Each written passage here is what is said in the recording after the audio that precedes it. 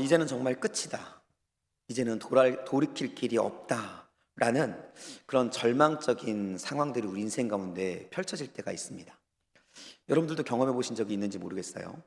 정말 이제는 아무것도 할 수 없는 모든 소망이 끊어진 그 상황들이 우리 앞에 놓일 수 있다라는 것이죠. 특별히 그것이 하나님과 구원의 관계 또 죄의 문제라면 그것은 더 심각한 문제가 되어질 수밖에 없습니다. 정말로 내가 저지른 죄가 너무나 커서 정말 하나님의 심판 앞에서 더 이상 어떻게 할 수 없는 그런 절망적인 상황을 우리는 경험한 적이 있을 것입니다. 오늘 본문에 등장하고 있는 아합 왕이 바로 이런 절망의 상황 속에 놓여 있었다라는 것이죠. 아합 왕은요, 바알을 섬겼던 사람입니다. 그리고 하나님을 대적했고 수많은 죄악을 저질렀습니다. 그런 그가 오늘 본문의 바로 앞에 부분에서 바로 나봇의 포도원을 강탈하는 그 모습을 보여주게 됩니다. 그의 아내인 이세벨과 함께 악을 계획하고 그리고 거짓 증인을 내세워서 그 당시 아주 평범했던 나봇이라는 그 농부 한 사람을 쳐 죽입니다. 그리고 그 죽은 나봇에 대한 긍휼이나 그 죽은 나봇에 대한 어떠한 불쌍함이나 죄의식도 없이 나봇의 포도원으로 내려가서 그 나봇의 포도원을 강탈하고 자신의 것들로 만드는 그러한 모습을 보여주었다라는 것이죠. 사람이 이렇게까지 악해질 수 있다라는 것입니다. 아합이 이렇게 악한 죄악의 길을 걷자 하나님께서는 오늘 본문에서 엘리야를 바로 그 아합에게 보내시게 됩니다. 그리고 엘리야를 통해서 아합이 저질렀던 살인과 그 포도원을 강탈했던 그 모습들을 적나라하게 아주 자세하게 그 죄악들을 지적하시면서 정말 상상도 할 수 없을 만한 아주 좌절할 수밖에 없는 심판을 아합에게 선포하신 것입니다. 오늘 본문 17절로 19절 말씀인데요, 우리 함께 읽겠습니다. 여호와의 말씀이 디셉 사람 엘리야에게 임하여 이르시되 너는 일어나 내려가서 사마리아에 있는 이스라엘의 아합 왕을 만나라. 그가 나봇의 포도원을 차지하러 그리로 내려갔나니 너는 그에게 말하여 이르기를 여호와의 말씀이 내가 죽이고 또 빼앗았느냐 하셨다 하고 또 그에게 이르기를 여호와의 말씀이 개들이 나봇의 피를 핥은 곳에서 개들이 내 피 곧 내 몸의 피도 핥으리라 하였다 하라 라고 말합니다. 하나님의 심판은 한마디로 요약됩니다. 개들이 내 피 곧 내 몸의 피를 핥을 것이다 라는 거예요. 이 말씀은, 이 심판의 선포는 아합과 그의 온 집안을 완전하게 진멸하겠다라는 하나님의 심판, 하나님의 진노의 심판이었습니다. 아합의 입장에서는 아주 절망적인 선포였다라는 것이죠. 그런데 놀라운 것은 이런 절망적인 선포, 심판의 선포 앞에서 보여준 바로 아합의 모습이었다라는 거예요. 이 절망적인 선포 앞에서 아합은 어떠한 반응을 보였을까요? 우리 20절 함께 읽겠습니다. 아합이 엘리야에게 이르되 내 대적자여 내가 나를 찾느냐 라고 이야기합니다. 무슨 말일까요? 아합은 그 절체절명의 심판 앞에서도 그의 죄악을 고백하지 않습니다. 그러면서 하나님의 심판을 선포하고 있는 엘리야를 향해서, 더 정확하게는 그 심판의 주체가 되는 하나님을 향해서 내 대적자여 라는 표현을 쓰면서 적대감을 드러내고 있었다라는 거예요. 그런데 한번 생각해 보십시오. 이러한 적대감은 자신을 향해 심판을 선포하는 어떤 사람에 대한 너무나 자연스러운 반응일 수 있다라는 거예요. 여러분 상상해 보겠습니다. 여러분이 이제 아합이 되시는 거예요. 그런데 엘리야와 같은 누군가가 여러분에게 찾아와서 여러분을 향해서 하나님의 심판이다 하면서 외치는 거예요.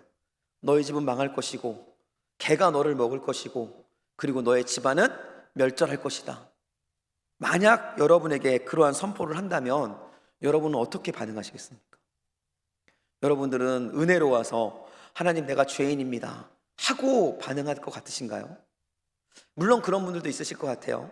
그러나 대부분의 사람들은 그 앞에 아합과 같이, 아니 아합보다 더 심각하게 자신의 죄를 변명하고 또는 화를 내면서 핑계하면서 분노하면서 그를 향하여 너가 무엇인데 하나님의 심판이 나에게 임할 수 없다라는 아마 악받친 소리를 하는 모습을 보일 수밖에 없을 것이다 라는 것이죠.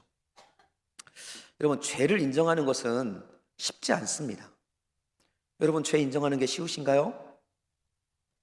부부간에도 여러분의 잘못을 인정하는 게 쉽지 않으시잖아요. 그런데 그 죄, 지금 언급되어지고 있는 죄가 만약에 큰 것이라고 한다면 그것은 더 그 죄를 인정하고 무릎 꿇기 어려울 수밖에 없다라는 것입니다. 그러니 자기 중심의 삶, 자기가 모든 세상의 중심이었던 이 아합에게는 하나님의 심판을 선포하는 엘리야나 그 심판의 주체가 되시는 하나님께 대적하는 그 모습이 너무나 당연한 반응이었다라는 것이죠. 아합이 이렇게 본인의 죄를 회개하는 것이 아니라 대적하며 자신의 죄를 회개하지 않자 하나님께서는 아합에게 절망적인 심판을 아주 구체적으로 말씀해 주세요. 대략적인 선포였던 심판의 내용이 아주 구체적으로 바뀌면서 바로 아합에게 다시 한번 선포되고 있는 것입니다. 우리 21절 말씀 함께 읽겠습니다. 여호와의 말씀이 내가 재앙을 내게 내려 너를 쓸어버리되 내게 속한 남자는 이스라엘 가운데 매인자나 노인자를 다 멸할 것이다 라고 이야기합니다. 여러분, 하나님께서 말씀하시는 거예요. 아합을 향해서 뭐라고 말씀하십니까? 아합을 쓸어버리겠다라고 선포합니다. 여러분, 여기서 쓸어버린다는 것이 무슨 의미냐면요, 여러분, 우리 청소하는 거 생각하시면 돼요. 여러분, 방에 있는 먼지를 빗자루로 쓸어서 쓰레바지에 쓰레바지에 이렇게 담으면 여러분 어떻게 하시나요? 그것을 여전히 남겨두십니까? 아니죠. 그것을 완전히 우리 집 밖에서 내어 쫓는 거예요. 지금 아합을 향해서 쓸어버리겠다라고 하시는 것은 이 세상 가운데 아합의 이름, 아합의 흔적을 완전히 제거해버리겠다라는 거예요. 아합의 존재 자체를 없애버리시겠다는 아주 철저한 심판의 선포를 하나님께서 아합을 향해 외치고 있는 것입니다. 뿐만 아니라 하나님께서는 아합에게 속한 모든 남자들을 다 멸하시겠다고 이야기해요. 남자들을 다 멸하신다는 것을 다른 말로 말하면 뭘까요? 아합의 계보를 끊어버리겠다라는 것입니다. 지금도 그렇지만 그 당시에 대가 끊긴다라는 것은 그 이스라엘 백성들 안에서는 가장 큰 저주와 가장 큰 심판의 모습이었다라는 것이죠. 지금 아합은 하나님의 심판이 그에게 임할 때 정말 철저한 사형 선고와 같은 심판 앞에 놓이게 되었다라는 것이죠. 그런데 하나님은 거기서 멈추지 않습니다. 하나님은 그곳에서 더 나아가 그들이 멸망하게 될 것인데 어떻게 멸망할 것인지를 아주 구체적으로 설명해 주세요. 우리 23절 말씀입니다. 우리 함께 읽을까요? 이세벨에게 대하여도 여호와께서 말씀하여 이르시되 개들이 이스라엘 성읍 곁에서 이세벨을 먹을지라 아합에게 속한 자로서 성읍에서 죽은 자는 개들이 먹고 들에서 죽은 자는 공중의 새가 먹으리라 하였느니라. 아합의 모든 남자들은 다 멸절당할 거예요. 그게 정해진 겁니다. 그런데 하나님께서 그 멸절하시는 방법을 이렇게 말하고 있는 것입니다. 이세벨과 성읍에서 죽은 사람들은 개에게 먹힐 것이고 들에서 죽은 사람들은 새에게 먹힐 것이다 라는 거예요. 여러분, 그냥 지금 현재 우리가 들어도 너무 끔찍하지 않습니까? 그런데 그 당시 근동 지역에서는 사람의 죽음에 대해서 그 시신이 매우 중요한 의미를 가지고 있었습니다. 즉 들짐승들이나 그 무엇인가에 시신이 훼손되어서 정상적인 장례를 치르지 못하는 것은 완전한 신에게 받은 최고의 심판이자 저주라는 생각들을 가지고 있었어요. 지금 아합에게 하나님께서는 이런 선포를 하고 있는 거예요. 첫 번째 심판의 선포에 그가 회개하지 않자 하나님께서는 아합에게 일어날, 아합의 가정에게 일어날, 아합의 남자들에게 일어날 그 심판들을 아주 구체적으로 아합 앞에서 묘사해주고 있는 것입니다. 하나님의 심판 앞에서 두 번째 심판을 듣게 된 이 아합의 마음은 과연 어땠을까요? 여러분, 성경은 한 가지 좀 특징적인 서술 방식이 있습니다. 그것은 반복되는 것은 어떤 거죠? 중요하다는 거예요. 반복되는 건 중요한 것입니다. 하나님께서 아합을 향해 첫 번째 심판을 선포하셨어요. 그리고 또다시 동일한 심판을 선포하십니다. 이 심판이 지금 몇 번 된 거죠? 한 번, 두 번 중복된 거예요. 이 말은 이 심판은 반드시 일어날 것이고 이 심판은 확정된 것이며 이 심판은 긴급하게 빠른 시일 내에 이 아합에게 일어날 것이라는 확실한 증거를 아합에게 지금 보여주고 있는 것입니다. 아합의 이러한 하나님의 선포를 듣자 하나님 앞에서 아합은 정말 이제는 끝이구나 라는 생각을 할 수밖에 없었다라는 것이죠. 만약 여러분에게 이런 선포가 선포된다면 여러분 어떠시겠어요? 아마 대부분의 사람들은 이제 인생을 놓아버리고 포기하는 모습으로 설 수밖에 없을 것입니다.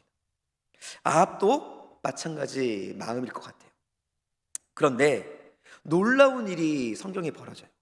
이렇게 모든 것들을 놓을 수밖에 없는, 완전히 포기할 수밖에 없는, 심판이 견고하여서 더 이상 심판이 끊어질 수 없는 그 상황 속에 놓여 있는 아합이 갑자기 180도 변하는 모습을 우리에게 보여줍니다. 앞에서 처음 선포되었던 그 심판 가운데 내 대적자여 라고 부르면서 엘리야와 하나님을 대적했던 그 아합이 어떤 이유에서인지는 성경에 나와 있지 않습니다. 그런데 두 번째 심판을 듣고 나서 아합이 180도 변화된 모습으로 하나님 앞에 무릎 꿇는 모습을 우리에게 보여주고 있다라는 거예요. 우리 27절 말씀입니다. 함께 읽겠습니다. 아합이 이 모든 말씀을 들을 때에 그의 옷을 찢고 굵은 배로 몸을 동이고 금식하고 굵은 배에 누우며 또 풀이 죽어 다니더라. 어떠한 이유가 있었는지는 모르겠습니다. 그냥 그 심판이 두려워서였는지 아니면 그 심판이 선포될 때 어떤 사건이 있었는지는 알지 못해요. 그러나 분명한 것은 그 심판 앞에서 아합의 행동이 바뀌었고 아합은 하나님 앞에 겸비한 모습으로 서게 되었다라는 것이죠. 오늘 본문은 우리에게 이렇게 이야기합니다. 아합이 왕의 옷을 찢었고 굵은 배를 몸에 둘렀다라고 이야기합니다. 여러분, 왕의 옷을 찢었다는 게 무슨 말일까요? 왕의 체면, 왕의 권위, 왕의 지위를 모두 다 벗어버렸다는 것입니다. 왕으로서가 아니라 한 사람의 죄인으로서 하나님 앞에 서기를 결단했다라는 거예요. 뿐만 아니라 아합은 금식하며 음식을 거부합니다. 아합은 자기 자신의 목적을 위해서 살인도 서슴지 않았던 왕이에요. 그런데 자기 자신의 육체의 욕망을, 먹고자 하는 욕망을 다 내려놓고 자기 영혼의 문제 앞에 문제를 하나님 앞에 내놓으며 무릎 꿇는 모습을 우리에게 지금 보여주고 있었다라는 것이죠. 뿐만 아니라 아합은 굵은 배에 누우며 조용히 행했습니다. 굵은 배에 누웠다라는 게 뭘까요? 그의 모든 가지고 있었던 그의 소유를 모두 자기 것으로 여기지 않았다는 거예요. 그러면서 조용히 행했다. 항변하거나 변명하지 않고 자신의 죄를 그대로 겸손하게 받아들이고 있는 모습을 우리에게 지금 보여주고 있는 거예요. 이 아합의 모습을 통해서 우리에게 보여주는 것은 이겁니다. 아합이 하나님의 심판 앞에서 철저하게 하나님 앞에 무릎 꿇고 자신의 죄를 회개하며 하나님께 올려드리고 있었다라는 것이죠. 이게 무슨 이유인지는 모르겠어요. 하지만 아합이 보여준 그 겸비함의 행동을 하나님께서는 주목하여 보셨습니다. 그리고 그 아합이 그런 행동을 하자마자 바로 하나님께서 엘리야에게 말합니다. 엘리야의 겸비함을 내가 보느냐? 시간이 지체된 게 아니에요. 아합이 겸비한 마음으로 회개하자마자 하나님께서는 그 모습을 주목하여 보시다 아합의 행동을 바로 엘리야에게 이야기합니다. 이것은 엘리야에게 이야기했다라기보다는 바로 하나님께서 그것을 주목하여 보셨다는 것을 우리에게 보여주고 있는 것이죠. 29절 함께 읽겠습니다. 아합이 내 앞에서 겸비함을 내가 보느냐?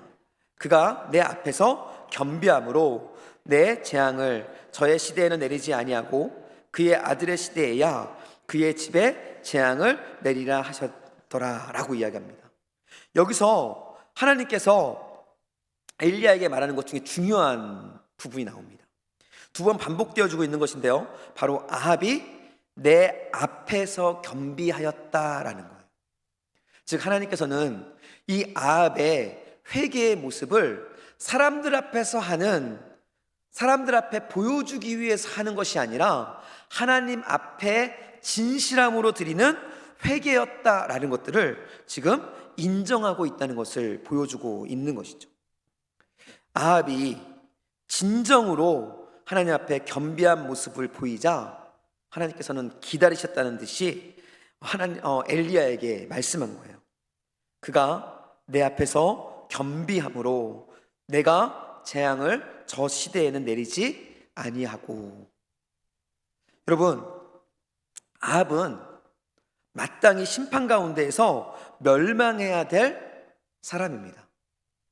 그렇게 하는 것이 너무나도 마땅하고 당연한 사람이에요.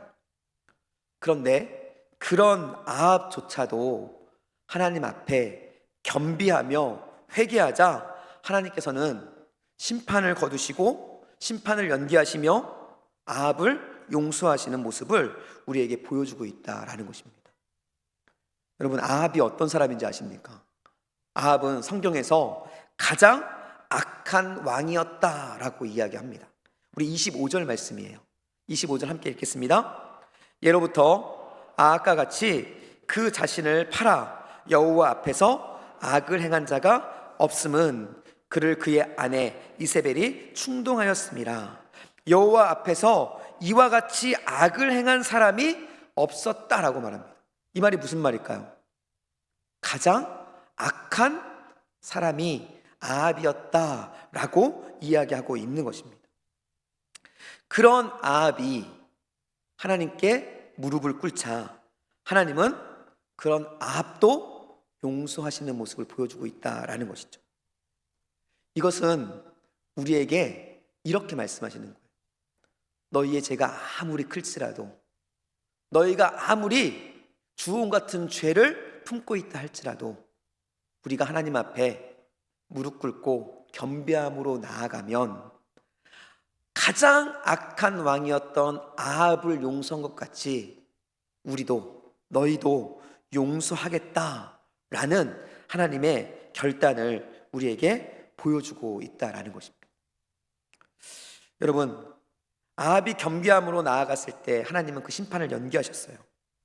우리도 겸비함으로 하나님께 나아가면 하나님께서는 새로운 시작의 문을 우리 앞에 펼쳐놓으십니다.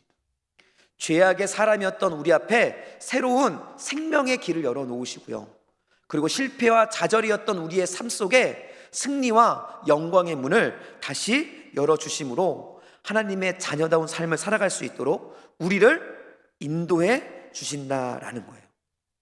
여러분, 겸비함이 바로 이러한 문을 여는 소중한 열쇠가 된다라는 것이죠. 하나님은 아합의 겸비함에 주목하셨습니다. 이 말은 우리가 하나님께 작은 변화의 모습으로라도 하나님께 무릎 꿇으면 하나님은 그 작은 모습까지도 인정하시고 발견하시고 찾아서 우리를 용서하신다라는 거예요. 여러분, 우리는 큰 것을 하나님께 드려야 한다고 생각합니다. 그런데 하나님은요, 큰 것을 우리에게 기대하는 것이 아니라 아주 작은 시작, 하나님을 향해 내가 나아가겠습니다라는 아주 작은 여러분들의 소원을 기쁘게, 그리고 그것을 크게 받으셔서 그것을 통해서 위대한 역사를 이루어 가신다라는 거예요. 저는 여러분이 이러한 작은 도전을 시작할 수 있기를 예수님의 이름으로 간절히 축복합니다. 여러분 중에 혹시 드러내고 말할 수는 없지만 정말 이러한 죄로 인해서 하나님께서 과연 나를 용서하실까? 내가 정말 신앙인으로서 이렇게 살아가는 것이 맞는 것일까? 라는 그런 걱정을 가지고 있는 분이 있을지 모르겠습니다. 이런 분들은 오늘 말씀을 기억할 수 있기를 예수님의 이름으로 축복합니다. 여러분, 아합 가장 악한 자였다니까요. 절대로 용서받을 수 없을 것 같은 왕이었습니다.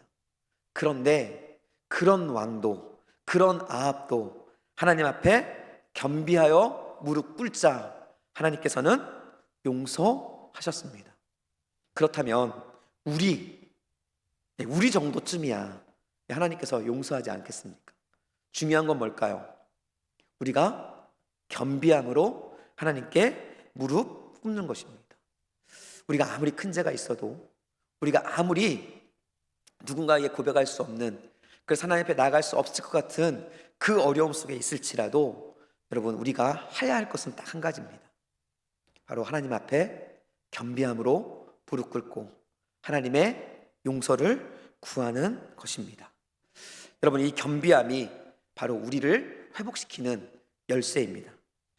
여러분, 이 겸비함의 열쇠를 들고 하나님께 나아가면 하나님 앞에 있는 자비의 문이 열리고요, 하나님 앞에 있는 승리의 문이 열리고 하나님은 저와 여러분을 놀라운 하나님의 사람으로 세워 가실 것입니다. 여러분, 이러한 경험, 이러한 하나님의 놀라운 자비하심과 그 영광이 겸비함으로 하나님께 나아가는 저와 여러분들에게 경험될 수 있기를 예수님의 이름으로 간절히 축복합니다. 여러분, 아합은 결국 망했어요. 이 사건 뒤에도 아합은 죄를 짓고 망할 수밖에 없습니다. 망하게 되었습니다. 그러나 중요한 것은 그 겸비함이 무너졌기 때문이에요. 이제 여러분에게 도전하는 것은 우리 겸비함으로, 그렇지만 끝까지 하나님 앞에 겸비함으로 나아감으로 인해서 정말로 하나님께서 사용하시는 하나님으로 세워질 수 있기를 간절히 축복합니다. 우리 옆분들에게 좀 이렇게 고백하셨으면 좋겠습니다. 옆분들을 바라보면서 하나님 앞에 겸비함으로 나아갑시다. 여러분, 교만한 마음을 내려놓으십시오.